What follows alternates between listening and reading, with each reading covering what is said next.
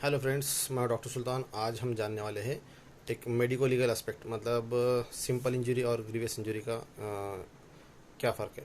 Mainly हम आज जानेंगे ग्रीवियस इंजरी के बारे में। तो ग्रीवियस इंजरी क्या होती है?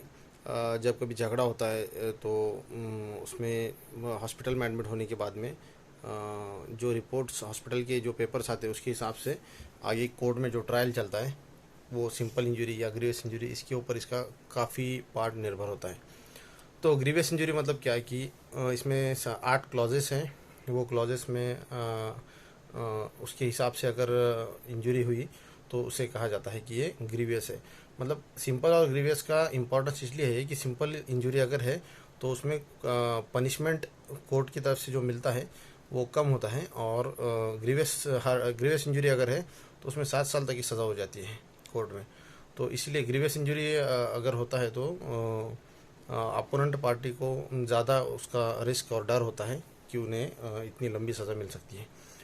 तो इसमें आता है कि इमैस्कुलेशन, मतलब कि उसका पर्सन का जो है तो सेक्सुअल पावर ख़त्म कर देना परमानेंटली, उसे कहेंगे इमैस्कुलेशन। दूसरा कि परमानेंट लॉस ऑफ विजन, आँखों कोई भी एक आँख का या फिर दोनों आँख का विजन का लॉस होना परमानेंटली।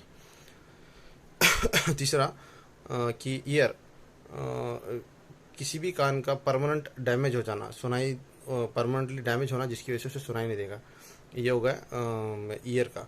इसके बाद में परमानेंट कोई भी बॉडी का पार्ट का प्राइवेशन होना, मतलब उसको कट के एक आधा कोई फिंगर है, फिंगर का टुकड़ा टूट के गिर गया है, या फिर परमानेंट उसका प्राइवेशन, या फिर उसका डिसलोकेशन, किसी बोन का फ्रैक्चर होना, टूथ अगर डिसलोकेट होता है तो उसे भी ग्रीवियस इंजरी में ही पकड़ा जाता है।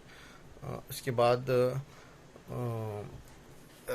फेस और हेड पर परमानेंट स्कारिंग हो जाना, permanent damage to the head and face, इसे भी ग्रीवियस इंजरी के अंडर ही माना जाता है।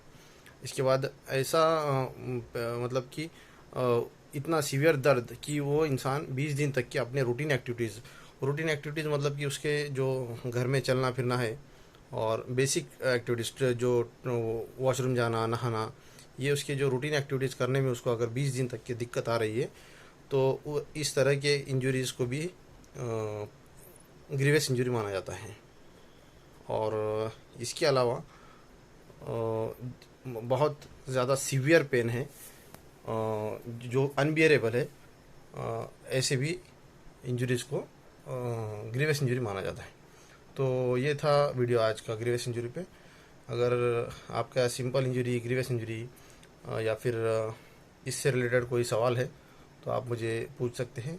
मैं 24 आवर्स के अंदर उसका जवाब देने की कोशिश करूँगा।